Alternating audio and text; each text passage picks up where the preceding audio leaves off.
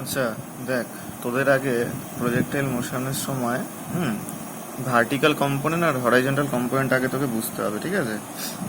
তো দেখ, সাপোজ এটা হলো ভি ভেক্টর, ঠিক আছে, ইনক্লাইন্ড। তাহলে হরাইজন্টাল কম্পোনেন্ট কিরকম হবে, বা অনুভূমিক উপাংশ?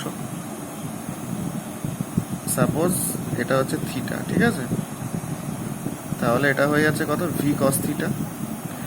আর ভার্টিক্যাল কম্পোনেন্ট সেটা হবে কি, ভি সাইন থিটা, ঠিক আছে? এটাও যদি বুঝতে না পারিস আমাকে বলিস, সেটাও বুঝিয়ে দেবো যে কী করে ভার্টিক্যাল কম্পোনেন্ট আর হরাইজন্টাল কম্পোনেন্ট আসলো।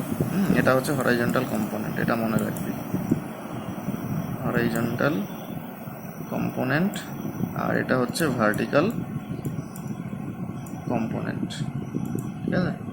আচ্ছা, এইবারে প্রজেক্টাইল মোশনের ক্ষেত্রে কি হয়, ধর একটা যখন ঢিল ছোড়া হয়, সাপোজ একটা খোলা মাঠ থেকে একটা ঢিল ছোড়া হচ্ছে, তো ঢিলটা কিছু দূর ওপরে উঠে তারপরে আবার ব্যাক করবে। তো এইখানে কয়েকটা জিনিস তোদের জানতে হবে আগে, প্রাইমারি। সেটা হলো, এই যে ঢিলটা এখান থেকে এখানে যে গেল, টোটাল যে ডিস্টেন্সটা সেটাকে কি বলা হয়, রেঞ্জ বলা হয়, ঠিক আছে? এটাকে বলা হয় হচ্ছে রেঞ্জ। এবার ঢিলটা কি হয়, যখন ওপরে ওঠে একটা ম্যাক্সিমাম হাইট অবধি ওঠে, তারপরে আবার নিচের দিকে নামে। তো এইটা কি, এটা হচ্ছে সাপোজ ম্যাক্সিমাম হাইটটাকে আমরা ধরছি এইচ। এটা হচ্ছে এইচ। এইচ মানে কি, ম্যাক্সিমাম হাইট। দেখতে পাচ্ছিস, ম্যাক্সিমাম হাইট। আচ্ছা, একটা জিনিস জেনে রাখবি, যখন ঢিলটা ম্যাক্সিমাম হাইটে উঠবে, ঠিক আছে, কখন উঠবে, মানে এমনভাবে উঠবে যাতে এই যে রেঞ্জটাকে ধরেছি না, রেঞ্জ ইকাল টু আর, তো এখান থেকে এই যে টোটাল ডিস্টেন্সটাকে আমরা যদি ডিভাইড করে দিই, বাই 2 করে দিই, মানে ঢিলটা তখনই ওপরে উঠবে। এই ডিস্টেন্সটা হবে r/2, এই ডিস্টেন্সটা হবে r/2। বুঝতে পারলি? ঢিলটা যখন ওপরে উঠবে, যতটা দূর যাবে অনুভূমিকভাবে, ঠিক অনুভূমিকভাবে যখন নামবে, অনুভূমিকভাবে ওই একই ডিস্টেন্স নিচে নামবে, ঠিক আছে? আচ্ছা, এটা r/2, এইটুকু r/2, ঠিক আছে?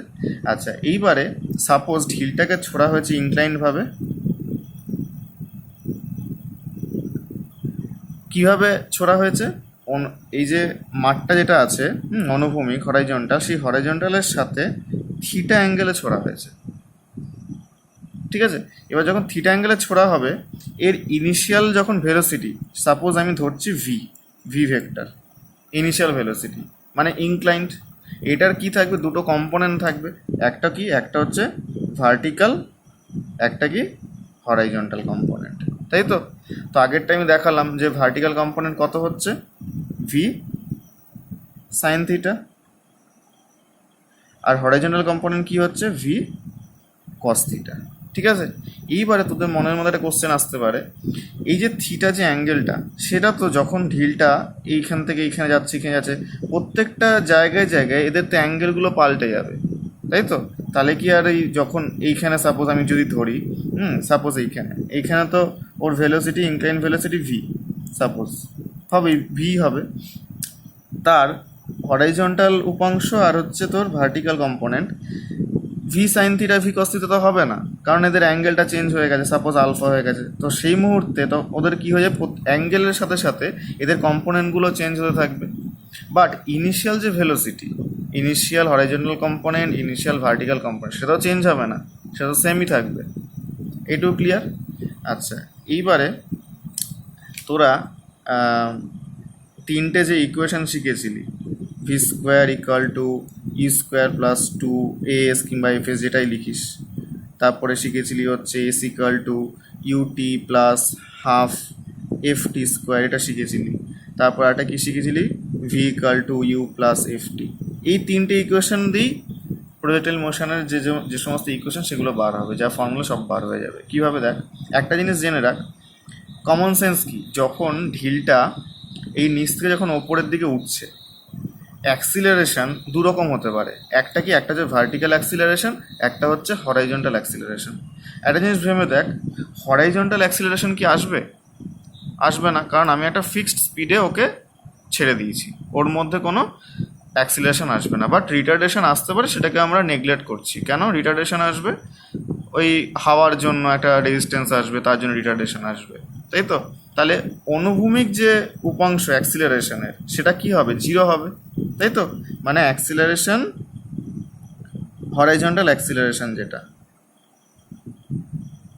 হরাইজন্টাল অ্যাক্সিলারেশন সেটা হচ্ছে আমরা 0 ধরছি, কারণ ওর মধ্যে কোনো অ্যাক্সিলারেশনে রিটার্ডেশন নেই। রিটার্ডেশন আসবে বা সেটাকে আমরা নেগলেক্ট করছি, সেটা ধরছি না, ঠিক আছে? ওই বাতাসের জন্য যা রিটার্ডেশন আসবে ওটা একদম নেগলিজিবল। আচ্ছা, আরটা কি আসে? Vertical acceleration. ভার্টিক্যাল অ্যাক্সিলারেশন সেটা কত হবে? সেটা দেখ, সেটা তো ডিউ টু গ্র্যাভিটি, তাই না? তাহলে আমরা সেটাকে কী ধরছি? জি ধরবো, গ্র্যাভিটেশনাল অ্যাক্সিলারেশন। ওপরের দিকে উঠবে বা নিচে নামবে, তার মধ্যে ঢিলটার মধ্যে কী থাকবে? ভার্টিক্যাল অ্যাক্সিলারেশন আর রিটার্ডেশন থাকবে। হ্যাঁ, নিচের দিকে যত নিচে নামতে থাকবে তত অ্যাক্সিলারেশন বাড়তে থাকবে, ওপর দিকে যত উঠতে থাকবে ওর রিটার্ডেশন বাড়তে থাকবে, কারণ কি স্পিডটা কমতে থাকবে। তাহলে ভার্টিক্যাল অ্যাক্সিলারেশনের জি। এবার একটা জিনিস ভেবে দেখ, যখন ঢিলটা একদম ম্যাক্সিমাম হাইটে পৌঁছে গেছে, তখন ওর, দেখ এখানে কি দু রকম স্পিড আছে, একটা হচ্ছে ভার্টিক্যাল স্পিড, একটা হচ্ছে হরাইজন্টাল স্পিড। তো ভার্টিক্যাল স্পিড যেটা, সেটা ও যখন ম্যাক্সিমাম হাইটে উঠে যাচ্ছে তখন কত হবে? 0 হবে, তাই তো? ভার্টিক্যাল স্পিডটা 0 হবে, বাট ওর মধ্যে হরাইজন্টাল স্পিডটা থাকবে। তাহলে আমি যদি ধরি, এখানে আমি নাম দিয়ে দিলাম, এটা ও পয়েন্ট দিলাম, এটা এ পয়েন্ট দিলাম, এটা বি পয়েন্টে দিলাম, ঠিক আছে? দেখ, অ্যাট পয়েন্ট এ, ঠিক আছে? পয়েন্ট এতে কি হচ্ছে? ও একদম ম্যাক্সিমাম হাইটে উঠে গেছে। এবার আমরা যদি এই ফর্মুলাটায় কাজে লাগাই, V equal to you plus F T, তাহলে আমরা কীভাবে লিখব? ভি মানে কি? ভি মানে হচ্ছে অন্তিম বেগ, ইউ মানে হচ্ছে ইনিশিয়াল ভেলোসিটি, এফ মানে অ্যাক্সিলারেশন, টি মানে ওর ওপরে উঠতে যতটা টাইম লেগেছে, তাই তো? এবার ভি কত হবে? এখানে কি বললাম? 0। কেন? ও ম্যাক্সিমাম হাইটে উঠে গেছে, ওর মধ্যে ভেলোসিটি আসবে, ভার্টিক্যাল ভেলোসিটি, সেটা আসবে না, তার ভি 0 হয়ে যাচ্ছে। আচ্ছা, ইউ কত? ইউ মানে কি? ইউ মানে কি ইনিশিয়াল ভেলোসিটি ধরতে হবে। ইনিশিয়াল ভেলোসিটি আমরা কি নিয়ে কাজ করছি? ভার্টিক্যাল। ভার্টিক্যাল ইনিশিয়াল ভেলোসিটি কত? V sine theta. তাই বসিয়ে দিই, চোখ বন্ধ করে ইউ এর জায়গায় ভি সাইন থিটা। এবার দেখ, এফ এর জায়গায় আমি কি বসাবো? জি বসাবো। বাট ঢিলটা যখন ওপরের দিকে উঠছে, অ্যাক্সিলারেশন থাকবে আর রিটার্ডেশন থাকবে, কোনটা থাকবে? অবভিয়াসলি রিটার্ডেশন থাকবে। তাই রিটার্ডেশনের জায়গায় আমরা কি বসাবো তাহলে? মাইনাস জি বসাবো, তাই তো?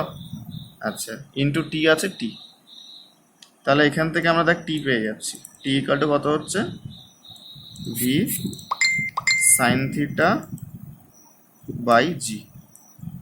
টি পেয়ে গেলাম, মানে ওই ঢিলটা ওপরে উঠতে যে টাইমটা লাগছে সেটা পেয়ে গেলাম।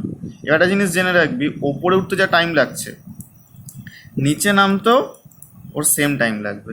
তাহলে টোটাল টাইম অফ ফ্লাইট কত হচ্ছে? টাইম অফ ফ্লাইট মানে টোটাল টাইম টি প্লাস টি, সিম্পল। টি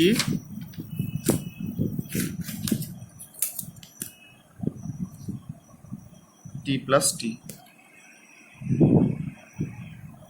ঠিক আছে?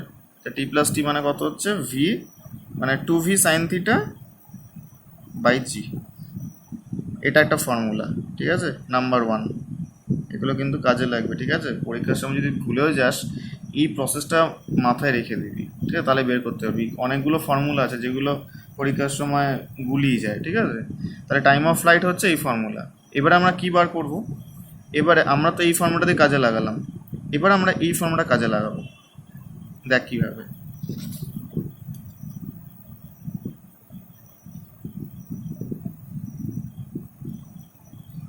দেখ, V square equal to U square plus 2fs, এই ফর্মুলাটা জানি আমরা, ওকে? এখান থেকে ভি এর জায়গায় দেখ, এই যে পয়েন্টে, এই পয়েন্টে ভি কত? ভার্টিক্যাল উপাংশ আমি যদি ধরি 0, তাই আমি ভি এর জায়গায় বসিয়ে দিলাম চোখ বন্ধ করে 0। ইউ কত? ইউ হচ্ছে ইনিশিয়াল ভেলোসিটি আমরা ধরেছিলাম, এই যে vertical V sine theta, V sine theta whole square plus এবার দেখ প্লাস হবে না, এখানে -2g হয়ে যাবে ইন্টু এস। এবার এস মানে কোনটা, দেখ এস মানে আমরা এস লিখবো না, এস মানে অ্যাকচুয়ালি কী হচ্ছে, এই হাইটটা হচ্ছে এস, মানে কতটা আমি ভার্টিক্যালি ধরছি, কতটা ও উঁচুতে উঠছে সেটা, কারণ আমরা সব ভার্টিক্যালি জিনিসটা ধরছি, তাই তো। এইখানে যে পয়েন্ট, ও যে ঢিলটা যে এসছে কতটা উপরে উঠছে সেটাই তো ওর স্মরণ এস। তাহলে এসের জায়গায় আমরা কী লিখবো, দেখ ম্যাক্সিমাম হাইট এইচ ধরেছি, আমরা লিখে ফেললাম এইচ। ওকে, তাহলে এখান থেকে দেখ এইচ কত আসছে, H equal to V square sine square theta by 2g। ব্যাস এইচ চলে আসলো, মানে আমরা কি পেয়ে গেলাম, ম্যাক্সিমাম হাইট পেয়ে গেলাম, ঢিলটা কতটা উপরে উঠেছে, ম্যাক্সিমাম হাইট পেয়ে গেলাম, ম্যাক্সিমাম হাইটের ফর্মুলা পেয়ে গেলাম, ঠিক আছে। আচ্ছা, টাইম অফ ফ্লাইটের ফর্মুলা পেয়ে গেছি। এবার আমাদের কি বার করতে হবে, আমাদের বার করতে হবে রেঞ্জ, রেঞ্জ বার করতে হবে। রেঞ্জের জন্য আমরা কি ফর্মুলা খাটাবো, এই যে থার্ড যে ফর্মুলাটা পড়ে রয়েছে এই ফর্মুলাটা, দেখ S equal to UT plus half F T square. এখান থেকে আমরা কি পাচ্ছি, দেখ এস মানে কি, এস মানে আমরা এবার বার করবো হচ্ছে ও কতটা দূর গেছে, মানে অনুভূমিক হরাইজন্টাল আমরা কল্পনা করছি। তাহলে এসের জায়গায় আমরা কি বসাবো, আর বসিয়ে দেবো। দেখ আমরা রেঞ্জ কি ধরেছি, রেঞ্জ হচ্ছে আর ধরেছি, তাহলে আমি এসের জায়গায় বসিয়ে দিলাম আর। আর ইকুয়াল টু, এবার দেখ U T plus half F T square. U মানে কি ইনিশিয়াল ভেলোসিটি, বাট আমরা এখানে কি করছি, আমরা অনুভূমিকটা ধরছি, তার মানে আমাকে ইউ যেটা সেটা আমাকে অনুভূমিকটা ধরতে হবে। অনুভূমিক এতক্ষণ তো ভার্টিক্যাল চলছিল, অনুভূমিক হচ্ছে ভি কস থিটা, ইউ মানে, তাহলে ইউ এর জায়গায় আমি বসিয়ে দিলাম V cos theta.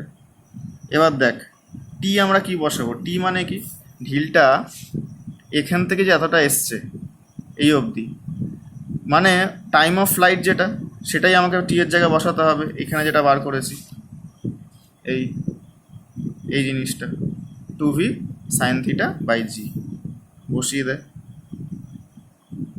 2v sine theta by G plus half. এবার দেখ এফ মানে কি বলেছিলাম, অনুভূমিক অ্যাক্সিলারেশন, হরিজন্টাল অ্যাক্সিলারেশন কত, 0, তাহলে আমি এফ এর জায়গায় 0 বসিয়ে দিলাম ইন্টু টি স্কোয়ার। তাহলে এই পার্টটা আমাদের পুরোটা 0 হয়ে গেল। তাহলে আমাদের এইটুকু পার্ট নিয়ে কাজ করতে হবে, এইটুকু পার্ট নিয়ে। তাহলে এখান থেকে আমরা আর কি পাচ্ছি, আর ইকুয়াল টু ক্যালকুলেশন করলে 2v square sine theta cos theta by g. এবার দেখ এখানে একটা ফর্মুলা আছে, কি ফর্মুলা, ভি স্কোয়ার ইন্টু, দেখ টুটাকে আমি মাঝখানে আনছি, হ্যাঁ 2 সাইন থিটা কস থিটা, ঠিক আছে, by G.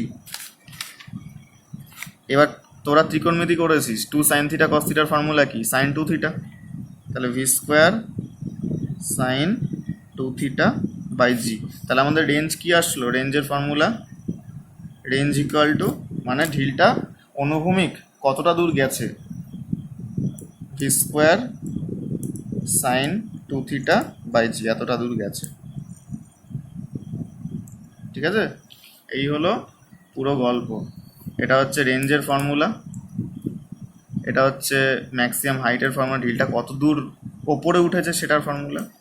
Time of flight মানে এক প্রান্ত থেকে আরেক প্রান্তে যেতে ওর কত টাইম লেগেছে সেটা হচ্ছে এই ফর্মুলা, ঠিক আছে। আরেকটা জিনিস খেয়াল রাখবি যে ও যখন ওপরে উঠবে যতটা ডিস্টেন্স কভার করবে, নিচে নামতো ততটা ডিস্টেন্স কভার করবে, মানে এইটুকু হচ্ছে এখান থেকে এইটুকু হচ্ছে r/2 আর এখান থেকে এইটুকু হচ্ছে r/2, মানে রেঞ্জ বাই 2, ঠিক আছে। আচ্ছা, এইবার একটা জিনিস খুব কমন একটা কোশ্চেন আসে, সেটা হচ্ছে যে ঢিলটাকে আমি কত অ্যাঙ্গেলে ছুড়বো যার জন্য ম্যাক্সিমাম রেঞ্জে পৌঁছাবে, সব থেকে বেশি দূর যাবে, কত অ্যাঙ্গেলে ছুড়লে, 30 ডিগ্রি, 60 ডিগ্রি, 45 ডিগ্রি আর 15 ডিগ্রি। দেখ এখানে কি করে বার করবো ম্যাক্সিমাম কত দূর যেতে পারে, দেখ রেঞ্জের যে ফর্মুলাটা সেটা ম্যাক্সিমাম কখন হতে পারে, ভি তো বাড়ালে অবভিয়াসলি ভি বেড়ে যাবে, জি হচ্ছে ফিক্সড, আমাদের ভ্যারিয়েবল কোনটা, থিটা, তার মানে এই থিটা কত হলে সব থেকে বেশি দূর যাবে, সাইন 2 থিটার ম্যাক্সিমাম ভ্যালু কত, 1, তার মানে সাইন 1-এর জায়গায় আমি সাইন 90 ডিগ্রি বসিয়ে দিই, তাই তো। তাহলে 2 থিটা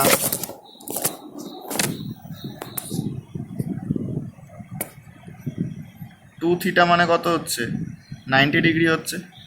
তাহলে থিটা ইকাল টু 45 ডিগ্রি। এটা কিন্তু খুব কমন কোশ্চেন, ঠিক আছে, যে কত অ্যাঙ্গেলে ছিল সব থেকে বেশি দূর যাবে, 45 ডিগ্রি। কীভাবে আসলে বুঝতে পারলি? ব্যাস, এরপরেও অসুবিধা হলে বলবি, ঠিক আছে? 15 মিনিট হয়ে গেল।